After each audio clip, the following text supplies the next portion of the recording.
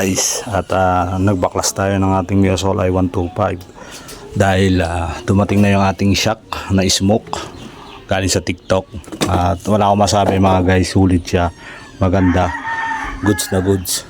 Kaya kinabit na natin and then naglinis na rin tayo dahil napakakapal na alikabok na nakadikit dito sa ilalim ng ating tank gas. Then computer box mga guys, ito yun, nasa likod siya, nilinis na rin natin. Ayan, and then yun, payo ko sa mga nagsasabi na huwag tayong kalkal ng ating motor, no, dahil baka masira. Ngayon depende lang yung mga guys sa pagkalkal mo, kung marunong ka magbaklas at marunong ka magkabit. Kaya pag hindi ka marunong magkabit, huwag mo linisin, ayaw mo dumumi ng dumumi. Ayan, and then dahil marunong naman din tayo, ayan, nilinis na natin, kita nyo naman, punas-punasan na natin. At ito na yung bago nating shock. Then nangyari dito sa shock natin, ayan, gumigewang-gewang na tayo sa likod, nasira na yung ating ayan, bushing, rubber bushing, pareho lang yon.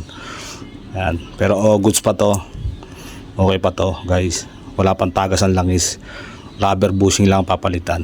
Ayan, kaya yon, pogi, white shock, smoke. Ayan, nilinis na rin natin yung ilalim ng tangke. Ito yung iingatan natin sa lahat mga guys, yung computer box. Ayan, delikado, kaya ayan, nilinis ko na rin siya. Kaya sa mga nagsasabi na kalkal ng kalkal, guys, nagkakalkal tayo dahil marunong tayo, may alam tayo. Ayan, kaya kinalkal natin. Tandaan nyo guys, kahit anong bago ng sasakyan nyo, pag hindi kayo marunong maintenance, hindi kayo maglinis, mapupunta rin sa sira yan, no? Kaya yan lagi nyo tatandaan. Kaya ayaw ko lang, maintenance ang mahalaga para laging goods yung ating mga pinundar na sasakyan.